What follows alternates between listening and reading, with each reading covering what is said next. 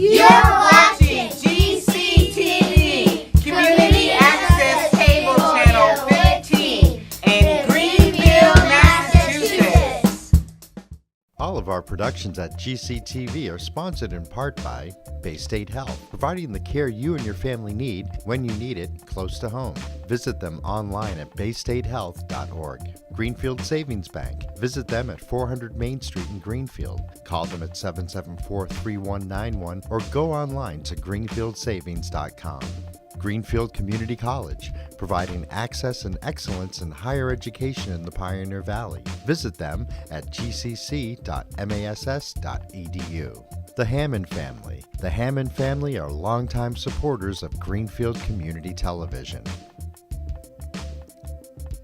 New Fortune Chinese Restaurant on the Mohawk Trail in Greenfield. Visit them online at newfortunema.com. Call them at 772-0838 and check them out on Facebook.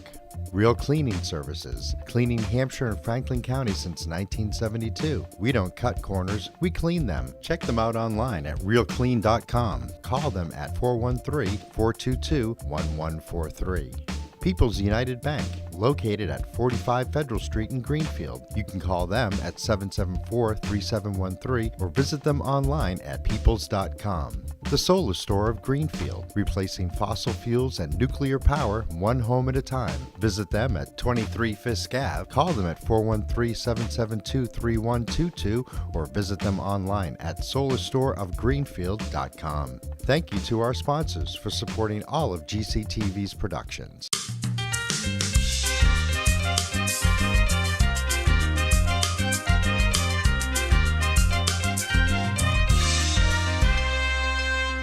So 2, this meeting is being recorded by the Ways and Means Committee and by GCTV. If anyone else present is doing the same, please notify me at this time. I'll take the roll. Councilor Mayo? Here. Councilor Mass? Not here yet. Councilor Dolan? Here. Councilor Alice is not here yet. We have no approval of minutes, no public hearing. So on to motions. The City Council, upon recommendation of Mayor Martin, ordered that the sum of $9,965 be transferred from the reserve fund to the audit account 01001-360-530-1. Do I hear a second? Second. That's not my bank account. Not your bank account, Doug, sorry. Is there discussion? No. All right. I will discuss this one just to remind folks that this is a result of a vote that was taken by the City Council last summer to, in the rights that the council has, they can select an auditor, and they did, and they selected an out-of-state auditor that required a lot of work to get up to speed, from what I understand, and so it's an additional cost of $10,000. We don't really have any choice but to pay it. It's going to cost an extra $10,000 again this year if we go with the same auditor. That's about all I have to say about that. Anyone else? All those in favor? Aye. Aye.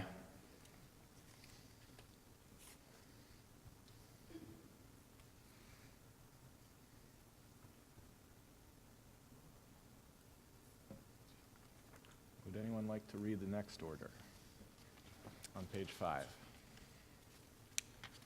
Sure.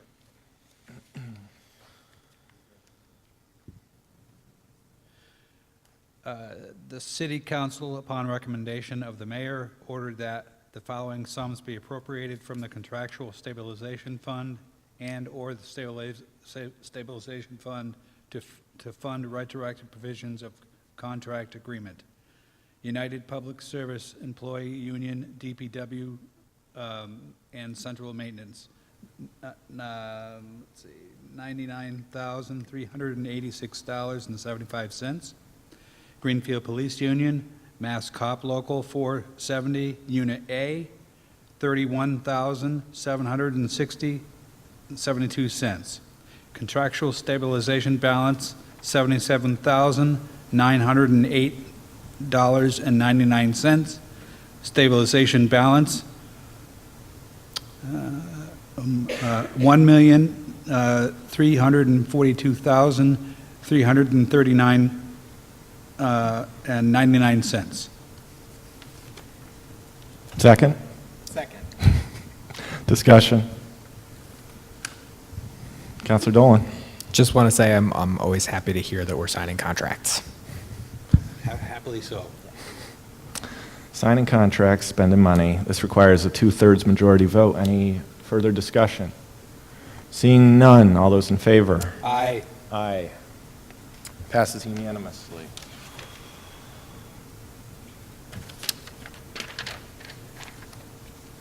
That concludes the motions of the day.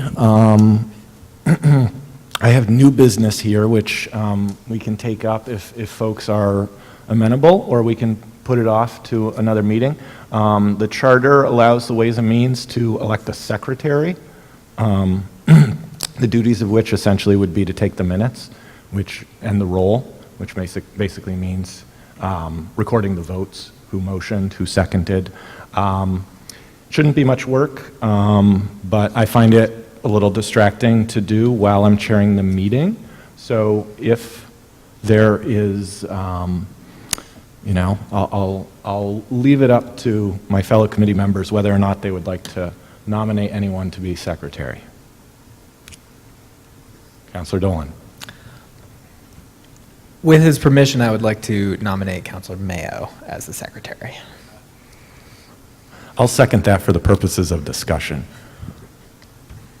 With your permission. Sure. Was that permission? Yes.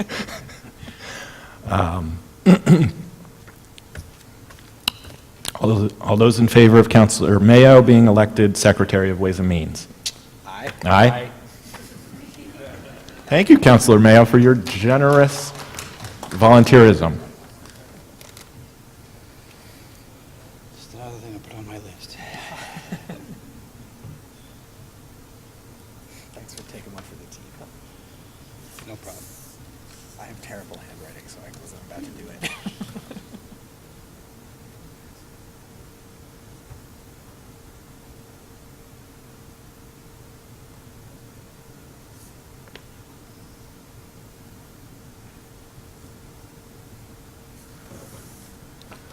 All right, so we have no, as I said, no further motions. Our final deliberations on capital and operating are scheduled for tomorrow. I think we could continue deliberations at this time, or start them actually, because we didn't last week. And this actually might be a good time to call up Mayor Martin. I don't see Director Gilman here, but if you wouldn't mind, I might pass along a couple questions.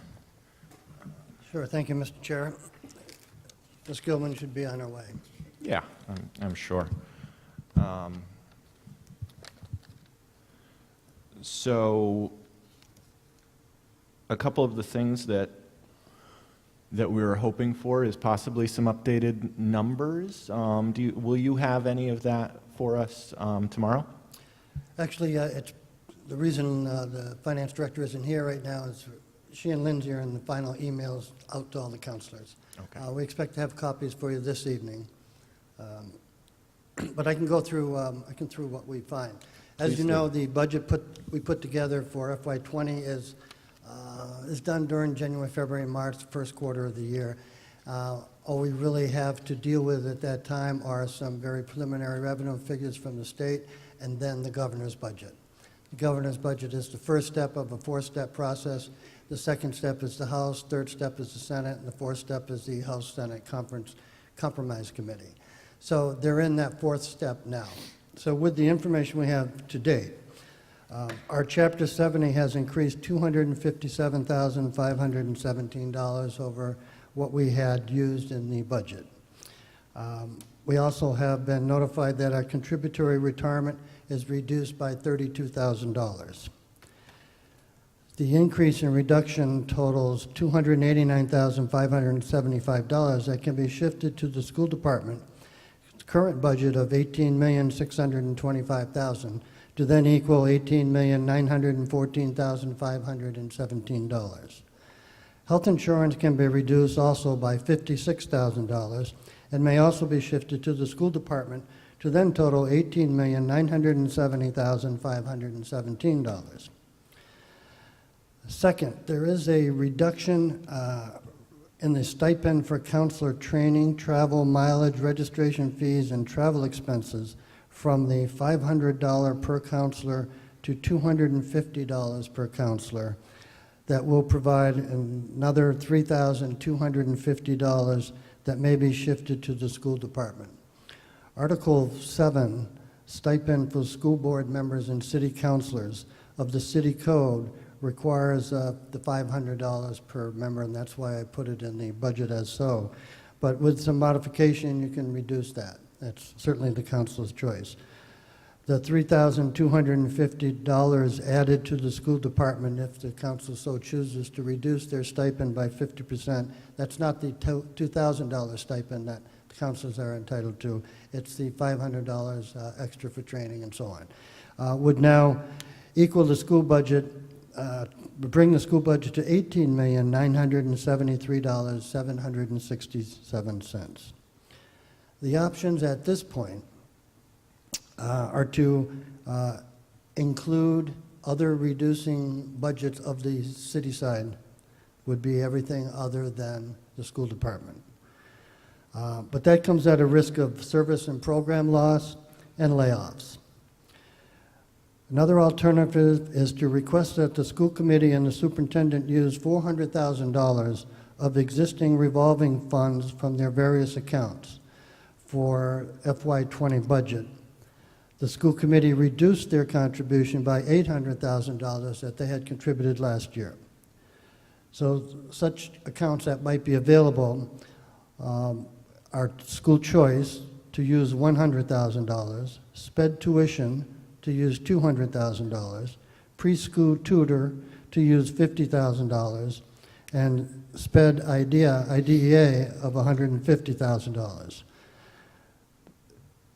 What also might help is to verify the FY18 and FY19 costs paid to out-of-district from the out-of-district tuition, circuit breaker, and prepayments to verify that the $2.9 million in the FY20 school department budget is a value that represents a true historical trend.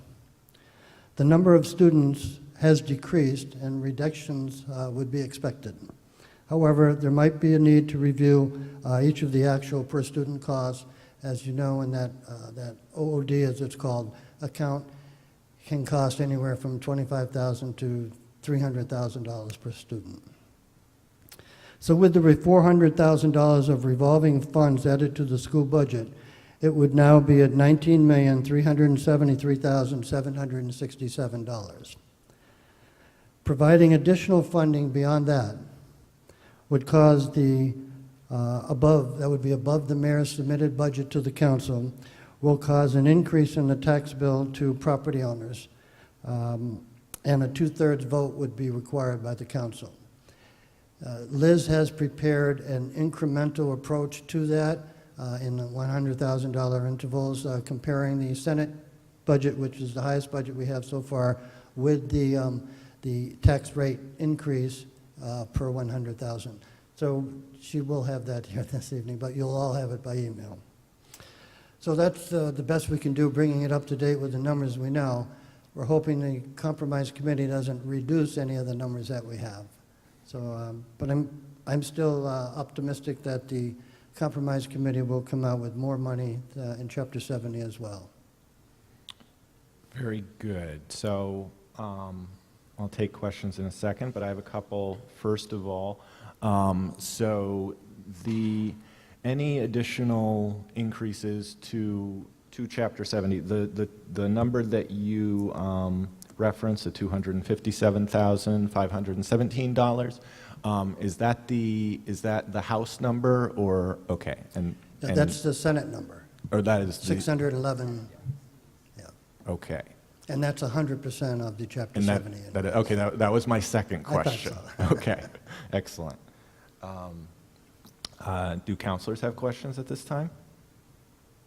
Counselor Dolan? Yeah. I could actually ask questions all night, so I will start with. We only have 45 Yeah. minutes. I'll try to do one at a time. So first of all, just to frame this and maybe give a little bit of feedback to the finance team about information that would be useful in future budgets. I understand you're coming in and using a template that already exists. In the future, it would be useful to have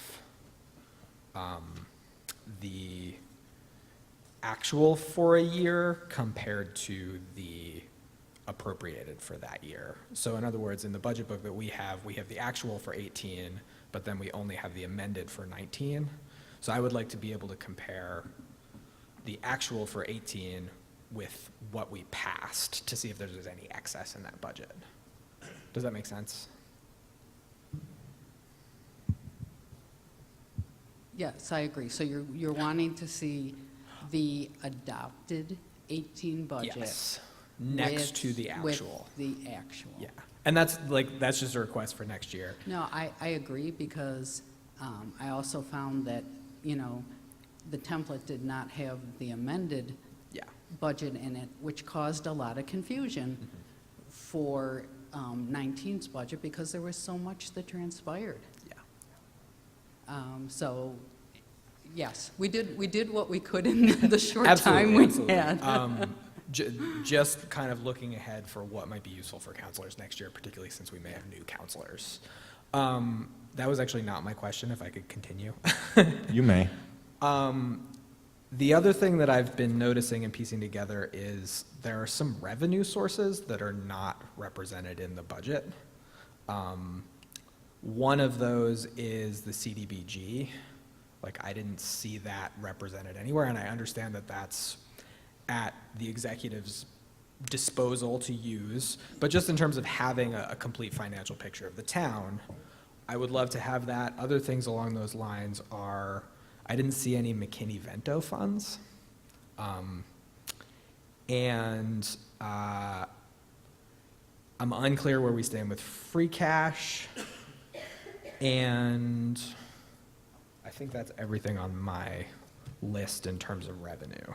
So really, again, going forward, I would just like to have every single revenue source in front of us. I don't like this, we're cutting sidewalk money, but it's being replaced by CDBG money that's not represented in here, that's all.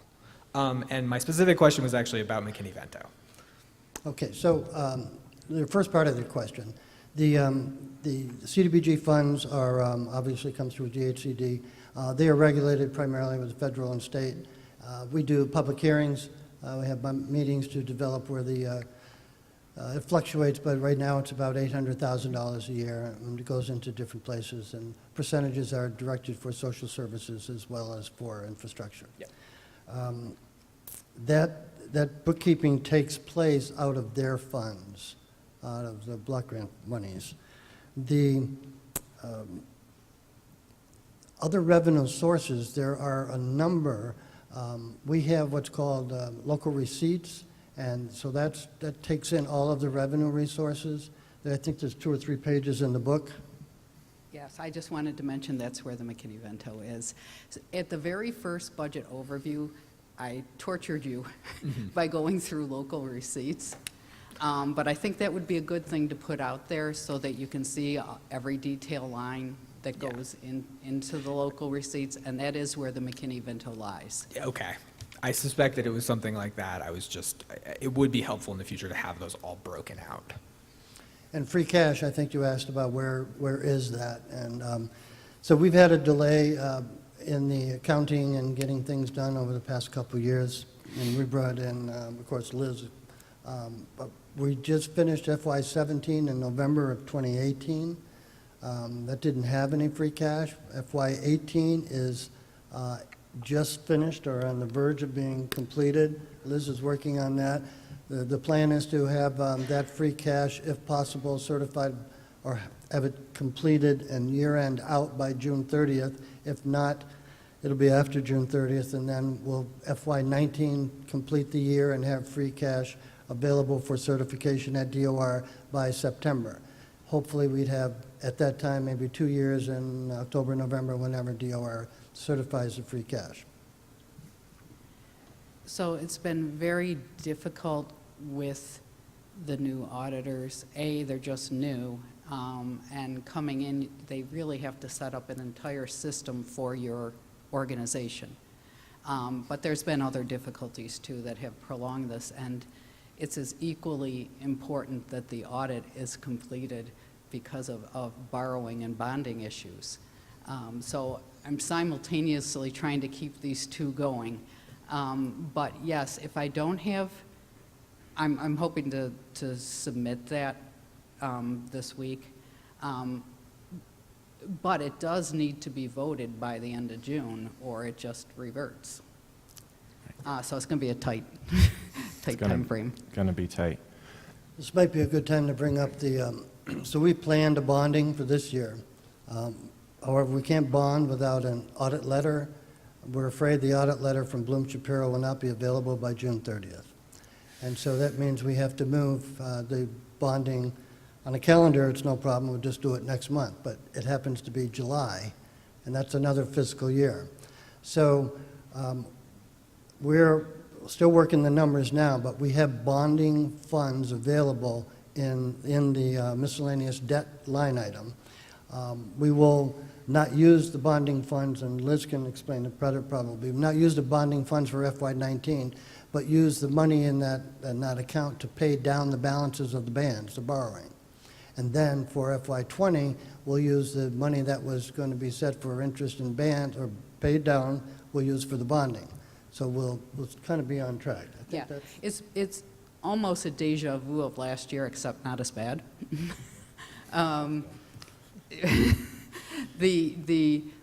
Instead of being bonded principal and bonded interest, it's going to shift to short-term paydowns and short-term interest in the 20 budget, which is interdepartmental, but it's fiscally wise to keep this level and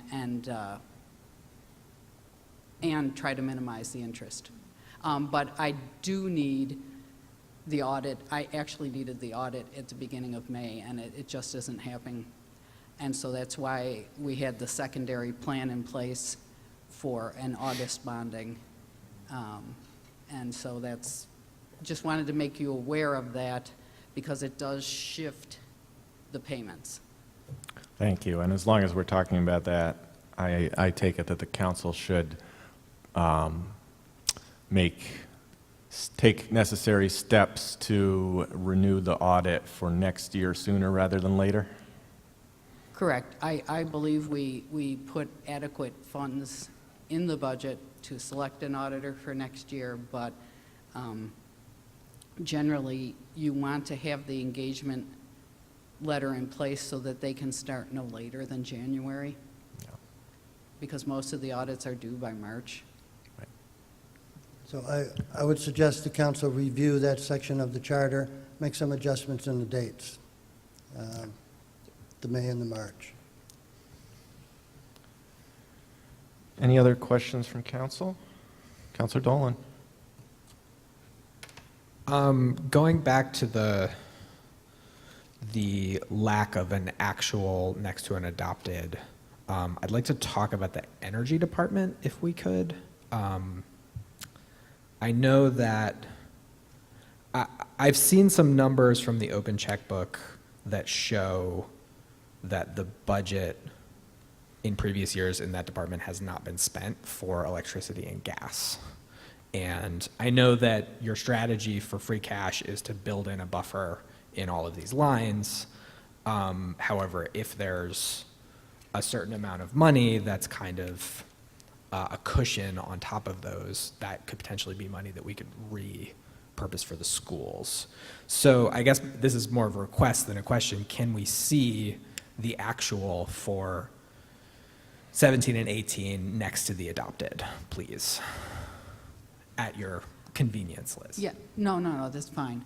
I just, in brief, the mayor can probably address this better than I, but from my understanding is that we sometimes get rebates and incentives that are applied to the bills directly.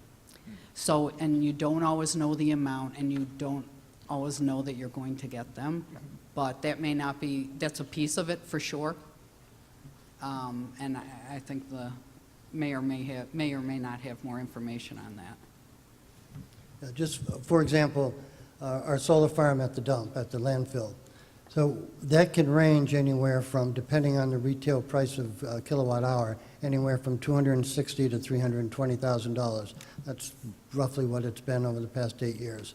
So if we don't fund the account, then we don't get the solar, or the rate decreases, the kilowatt hour rate, because Eversource buys our monies at retail, our kilowatt hours at retail.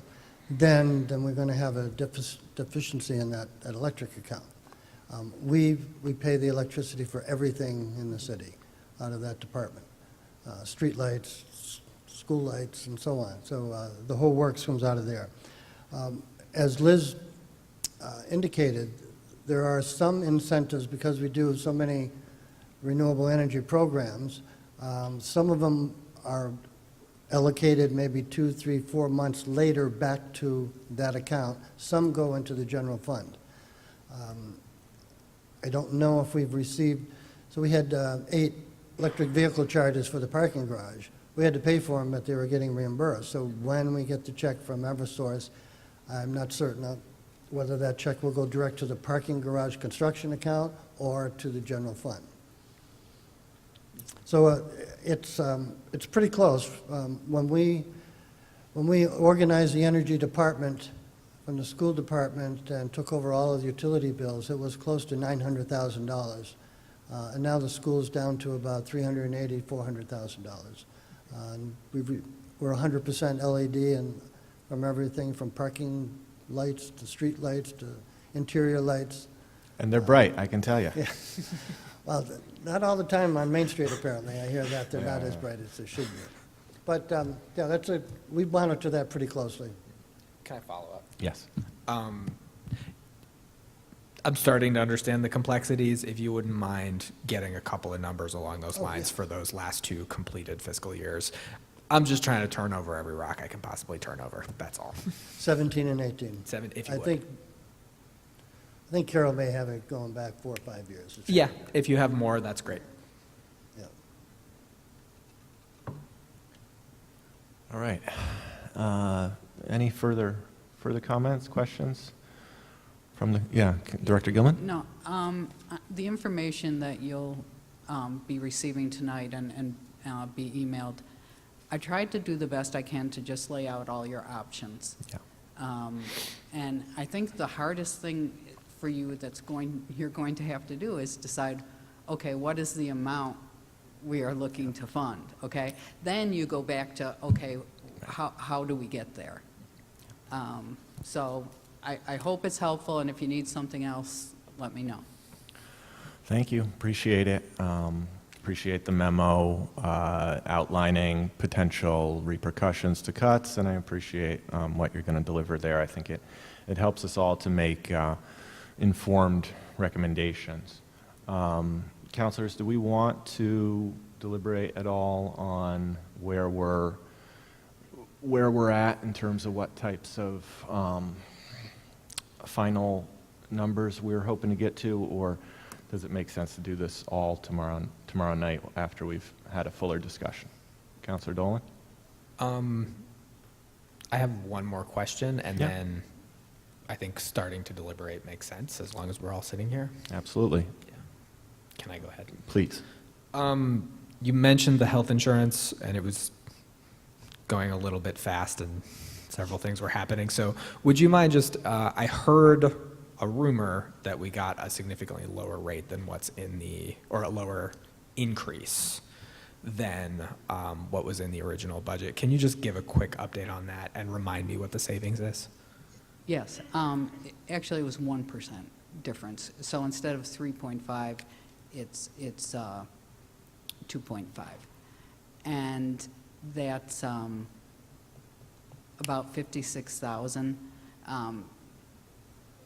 in savings, which the mayor has included in his memo. And yes, I know it's confusing when, I'm just going to go there. When you look at the budget and it says 4, that's because it isn't as straightforward as it's this times this. We now have more retirees that are going in that we didn't have before, so that raises it a bit.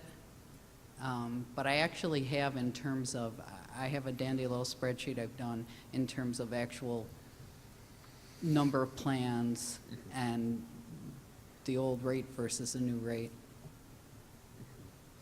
Yeah, I would love to see that. Okay. You know, might as well send it along Okay. if you've already got it. Yeah. So it was a 1% decrease in the rate from the rate we expected. Right.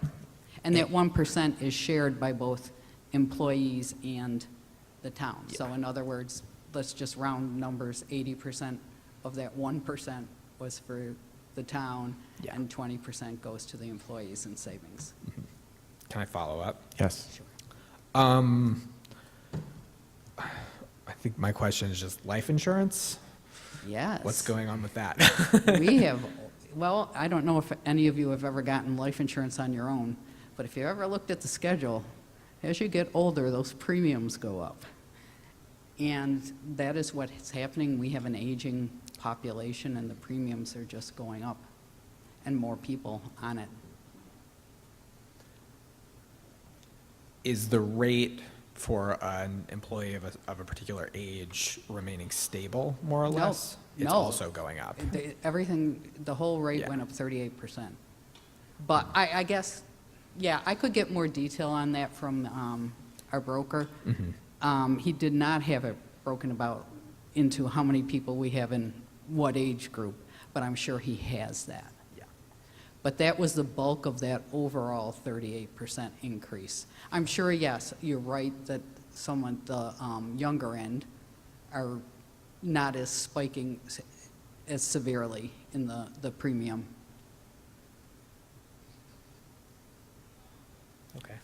I have one more question about the council training and mileage line item. Am I correct that that is enumerated per counselor? Each counselor is able to use up to that amount, be it 500 or 250, depending upon whether it gets cut or not, and that the excess from any counselors who don't choose to use any of it for training is departmental turn back and goes through the free cash certification? Correct. Thank you. Any further questions? Shall we do a really basic beginning of deliberations? Who would like to start? Oh, Mayor Martin, please. Mr. Chair, I just wanted to see if there was an opportunity for Chief Strand to comment on the relocation to Beacon Street and the relocation maybe in a couple years to Deerfield Street. Absolutely.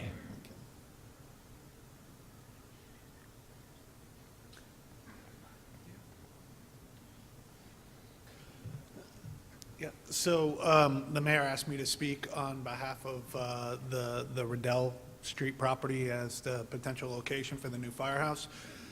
As I've mentioned in other public forums, the Riddell Street property was identified about a year or so ago as a potential site. We did, over the last 10 to 15 years, about 10 or 12 different site analysis for different locations. Due to progress within the community, most of those have been came off the table and are unavailable. After the council voted or had some concerns about the lease, one of the mandates from the council was to come back with a piece of property that was city-owned. And so that's what That's what we did, working with the planners and the rest of the city government, and came up with Beacon Street. According to our architect, the Beacon Street property is one of the best properties out of all the ones that he's done in the last 10 or 15 years as a great location for the fire department. It's centrally located. It's going to improve the neighborhood in regards to working with the drainage and other things. So we're pretty pleased about the location of the firehouse. There's been a lot of questions about the bus garage and how the fire department feels about the bus garage. I will tell you, as the fire chief of the firehouse, I understand that with the building of the new library, there's going to be the potential that we're going to have to go someplace, and our building may not be ready. But if the funding's in place and the construction has happened, then we need to look at any option that's on the table, including the bus garage in Deerfield. There are some concerns with that, but we're talking very temporary location, okay? We can't pull anything that's viable off the table. I don't know the conversations that's happening with the bus and the mayor, the bus folks and the mayor. I'm not involved with that. All is I'm going to have an impact or a say on is whether or not it would work. And like I said, anything that can be put on the table needs to be closely looked at if it's a possibility that that could happen. Absolutely. And remind me of what the facilities would look like if there were temporary facilities in the bus garage. Would there be a need for trailers for sleeping quarters? We are really, really early in the process. Yeah, okay. And so that would be something that we would have to work out. My assumption is no matter where we go, there's probably going to be temporary quarters. I have seen temporary firehouses made out of Connex type buildings, metal buildings that are put in temporary. We've seen garages across the state being used, different garages and temporary housing brought in. We're really early in that process. There's no plan on the table for that right now because we don't know where we're going to be, but we need to start looking at what are our options as a community if the fire department has to be temporarily displaced. And I will tell you, as a firefighter that lived through the renovations back in the 90s at the firehouse, I would have loved to have lived in a trailer versus the conditions we had during the renovations. So with that saying, I think everything needs to be looked at. Fair enough. And just to attempt to, I guess, allay some more community concerns, I think that the article in the newspaper talked about the FRTA potentially moving to a month-to-month lease fairly soon, but am I correct in presuming that that does not mean that the fire station is anywhere near looking at having, I mean, based on where the library is at, I'm assuming this is you know, a next year at the year after at the earliest. Yeah. Not that you don't need to don't pin yourself down with dates, but Yeah, the bottom line for us is there's been no money allocated for a new firehouse. yeah. We're kind of early in the process. That's our next that will be our next questions. Just Thank you. to offer some enlightenment about the FRTA. So we have been in discussion with the FRTA for a number of years, and their lease has been extended a couple of times because their plan for the new station and new building hasn't come to fruition as of yet. They're getting closer and closer. So with this next extension, because the extensions and the original lease has now expired, because we have to plan for something maybe the end of 2020 or the middle of 2021, we need to have a place for the fire department to go if that's the case. So what we've agreed to is a 6-month lease and a month-to-month basis, but 120-day notice when there might be a relocation of the Greenfield Fire Department, if that happens. Very good. So it's probably, I'm guessing it, hopefully they'll be funded and under construction simultaneously. Yeah, excellent. Any questions from counselors? Okay. All right. Shall we deliberate? Counselor Dolan. So Thank you for letting me kick this off. I would just like to start out by saying that the number that I'm trying to get to for the school department is $19,975,000, the full school committee request. That is my goal. I made a promise when I was campaigning to fully fund the school system, and that is the goal and the best outcome for me. And I understand that we probably won't get there given the composition of the council, and so we'll do the best we can, but I am aiming high as we start out these deliberations. Very good.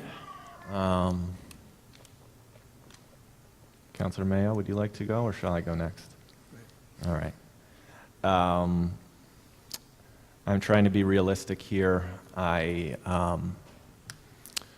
do hope to raise the school budget number from where it is in the mayor's budget.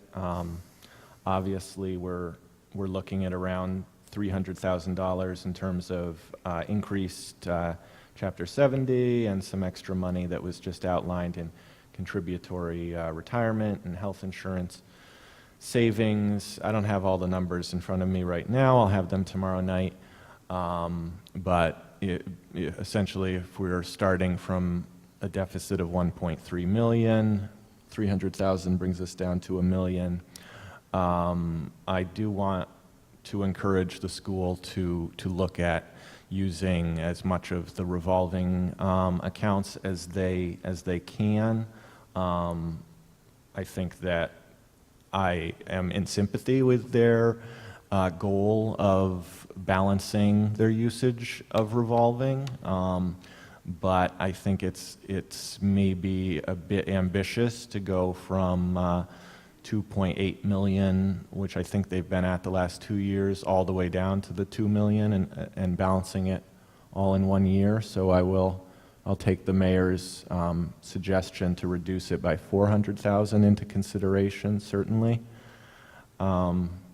Speaking personally, I will consider the council mileage reduction, although that's a pretty small amount of money. And as I have the figures around what increases would do to the tax rate, I think that that's something that we will be discussing tomorrow, along with, of course, a more detailed discussion of operating and capital budgets. That's an overview of where I'm at. I don't see fluff in this operating budget, and I also don't see unnecessary capital projects. I sat through the Capital Improvement Committee's process. The capital projects that are recommended for this year are merely what I consider the most necessary, the most truly necessary of the various departments' 5-year capital plans. So I, at this point, expect to recommend most, if not all of them. That's an overview of where I'm at, and I think we'll get into the details tomorrow. Would anyone else like to add to that? Councilor Mayo. I'll take a shot at it. Essentially, I too, like Councilor Nolan, ran on fully funding our schools, and I'm going to try to see if I can get there. It's looking like it's not going to be as easy a job as it was last year, but we'll try to work as well as we can to get to that. And I'm confident that we'll get closer to where we are right now. I can see some movement, but not much movement, or not much wiggle room in the figures. But given that we've, and I'm always a person who likes to see contracts signed, so that is a really good thing. So I'm really happy that we have a town full of contracts, makes signed contracts that makes employees happy, and that in turn makes the town happy. So I'm eager to start the process to find out what we can do to get the schools funded, but also take care of some of the other departments that have been on the back burner for a long time. So we're hoping to get everybody up. So thank you.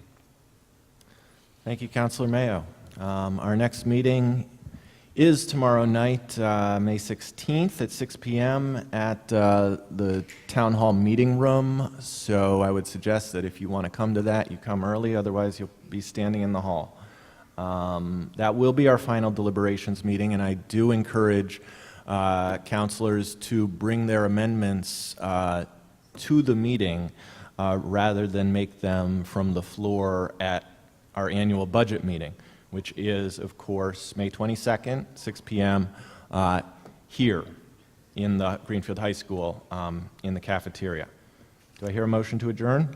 Motion made. Do I hear a second? Second. And we are adjourned.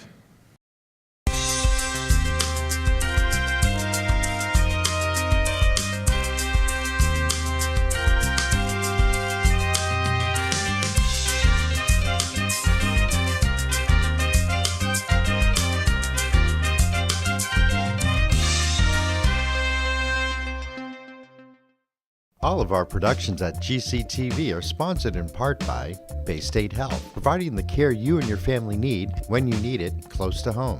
Visit them online at baystatehealth.org. Greenfield Savings Bank. Visit them at 400 Main Street in Greenfield. Call them at 774-3191 or go online to greenfieldsavings.com. Greenfield Community College, providing access and excellence in higher education in the Pioneer Valley. Visit them at gcc.mass.edu. The Hammond Family. The Hammond family are longtime supporters of Greenfield Community Television.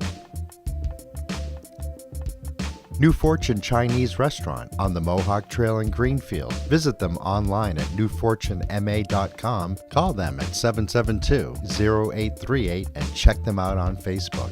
Real Cleaning Services, cleaning Hampshire and Franklin County since 1972. We don't cut corners, we clean them. Check them out online at realclean.com. Call them at 413-422-1143. People's United Bank, located at 45 Federal Street in Greenfield. You can call them at 774-3713 or visit them online at peoples.com. The Solar Store of Greenfield, replacing fossil fuels and nuclear power one home at a time. Visit them at 23 Fisk Ave. Call them at 413-772-3122 or visit them online at solarstoreofgreenfield.com. Thank you to our sponsors for supporting all of GCTV's productions. 1, 2. You're